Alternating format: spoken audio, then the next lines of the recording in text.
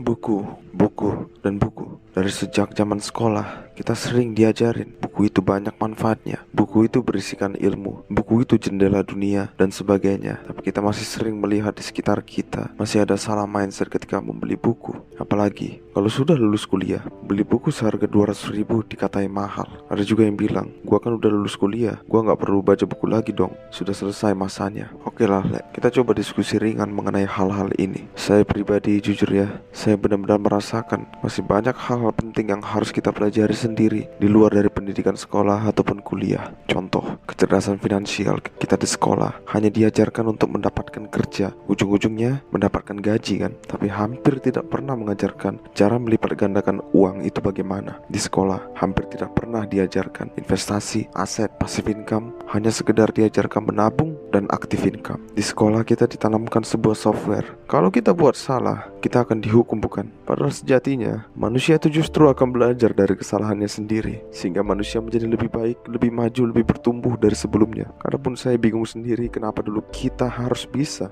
semua mata pelajaran di sekolah ya. Padahal coba saja guru matematika mengerjakan soal kimia, bisa. Guru biologi ngerjain soal PPKN, apakah bisa? Tapi ya murid-muridnya kan harus bisa semua. Nggak boleh ada yang remedial di salah satu mata pelajaran. Padahal saya juga sudah melihat para miliarder di muka bumi ini. Awalnya mereka fokus pada satu bidang sampai menjadi master atau pakarnya. Setelah berhasil, baru mereka mencoba belajar yang lainnya.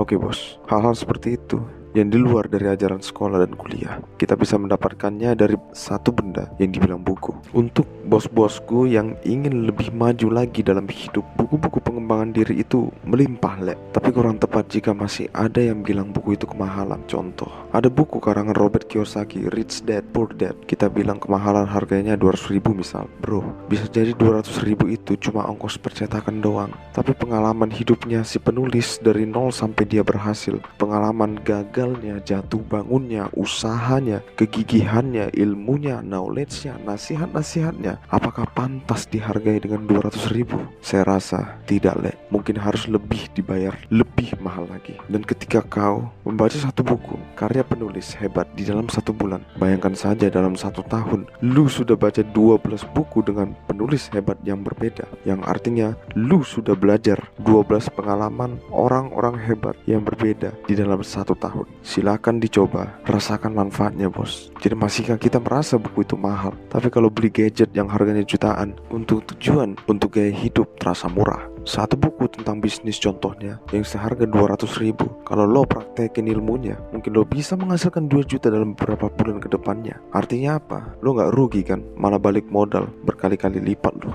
Dari lo ngeluarin uang 200.000 untuk beli buku, ilmunya lo praktekin menghasilkan 2 juta. Tapi coba beli gadget untuk gaya hidup, harganya jutaan. Kalau dijual lagi, ya pasti turun harganya. Bela-belain lagi belinya dengan nyicil atau cari duit dari aplikasi pinjol. Coba rasionalkan pikiran dari 2 hal tadi. Manakah yang lebih bermanfaat untuk hidup kita Dan ingatlah setelah kita wisuda dan sekolah, justru pada masa-masa itulah masa-masa belajar yang sesungguhnya. Belajar itu proses seumur hidup sampai mati, bukan sampai kuliah atau sekolah saja. Dan salah satu sumber yang bagus untuk belajar yaitu buku.